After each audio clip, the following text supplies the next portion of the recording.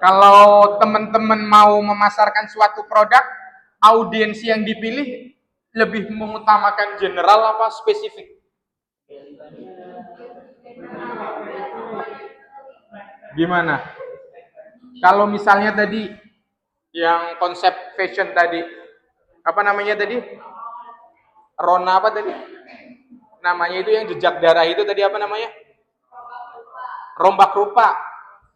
Itu kasusnya audiensnya spesifik atau general? Kenapa kok spesifik? Karena tidak semua orang suka itu ya. Berarti itu kelebihan memilih target yang spesifik itu apa? Kelebihan dalam memilih audien atau pasar yang spesifik.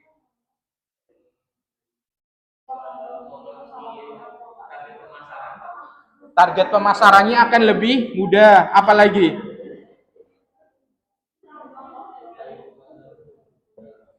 kalau teman-teman mau jual mobil, itu targetnya spesifik atau tidak?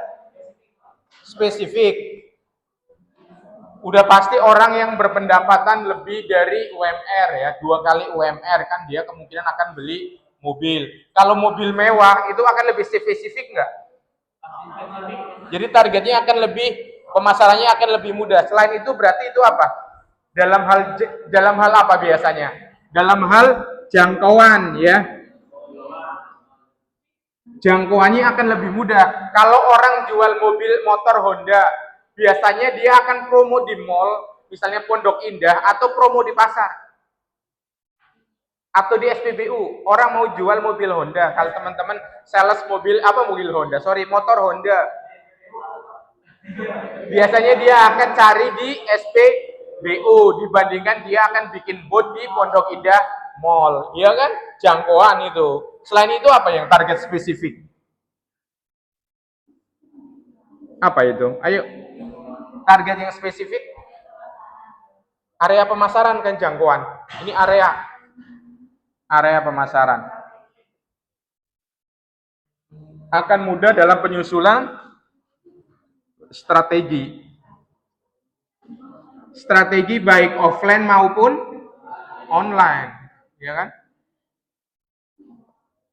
Sama ketika teman-teman nanti mau bikin apa? Campaign PR, mau bikin yang spesifik atau general, sama. Lebih enak itu pakai yang spesifik. Ini kan kalau studien demografi itu biasanya apa aja? Ketika kita mau melaksanakan apa namanya? Misalnya ada, ayo kita pakai spesifik aja. Demografi misalnya apa? Mau contoh seperti tadi rombak rupa.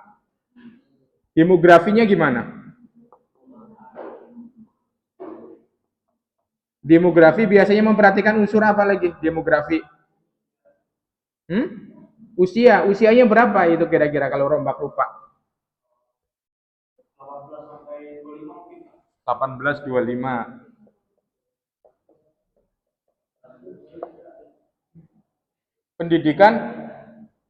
Pendidikannya spesifik ke siapa? Kalau rombak rupa misalnya baca tadi. Pendidikan masih kuliah, nggak apa-apa sih. Mahasiswa dan anak SMA misalnya, ya kan spesifik di sini. Demografi, wilayahnya di mana? Wilayahnya di perkotaan, ya kan? Misalnya, jarang lah orang desa mau beli baju aneh-aneh, nanti akan dikira orang gila, ya kan? Apalagi? Selain wilayah, pendidikan, jenis kelamin, betul. Jenis kelamin siapa yang nggak mau beli? Unisex boleh. Unisex. Saya kalau beli baju anak juga cenderungnya unisex, bisa dipakai apa? Kakaknya yang cowok, nanti kalau mau apa? Masih bagus bisa dipakai adiknya yang cewek. Itu sekarang lagi tren unisex. Apalagi demografi. Cukup segini. Kalau secara ini psikografik gimana? Kalau secara psikologi apa lagi? Orang akan memperhatikan apa lagi? Atau kalian sebagai seorang entrepreneur akan memperhatikan apa dari faktor psikologinya?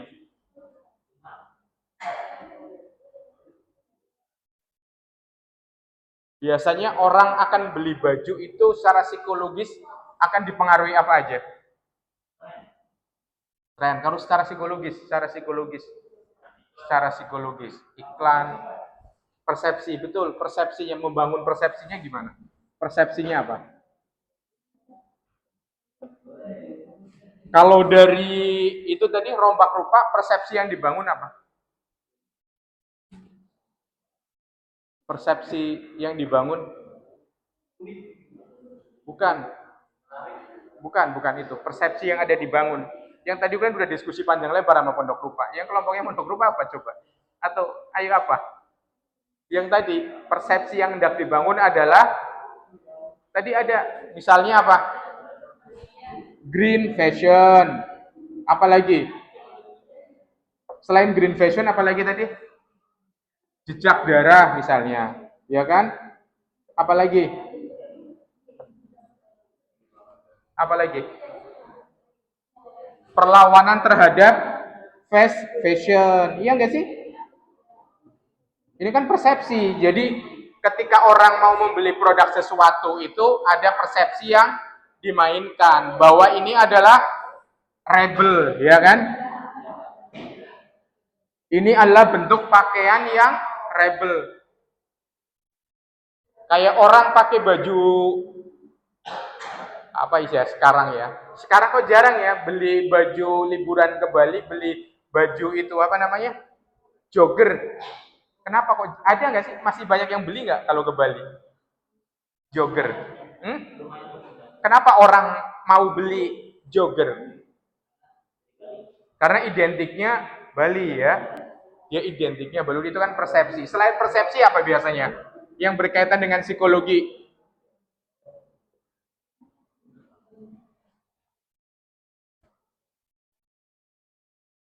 Orang kan akan apa iya? Ketika terus menerus di apa?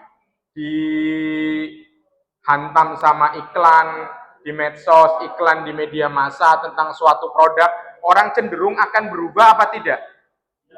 Kalau berubah itu karena faktor apa biasanya tadi? Iya persepsi tadi. Persepsinya akan berubah. Selain persepsi itu, dia akan mau membeli. Namanya apa itu? Namanya itu apa biasanya? Dia attitude atau behavior, ya kan?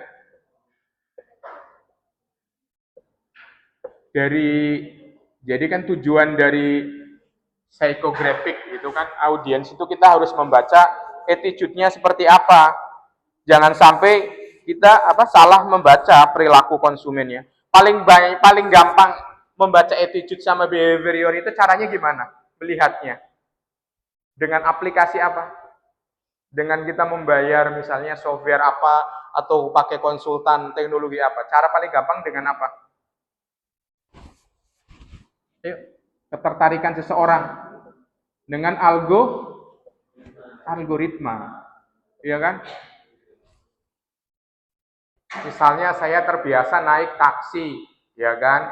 Maka itu akan kedetek gitu kan, iklan di algoritma Facebook, Instagram, ternyata itu iklan mobil taksi biru, iklan mobil taksi hijau dan lain sebagainya. Jadi dia paling gampang itu dengan algoritma. Nanti perkembangannya dengan machine learning. Selain machine learning nanti ada beberapa teknologi lainnya dengan bantuan AI dan lain sebagainya. Yang kemarin kan udah ya situational analysis, baik dengan menggunakan Paisley, menggunakan POAK, dengan menggunakan beberapa analisis-analisis lainnya.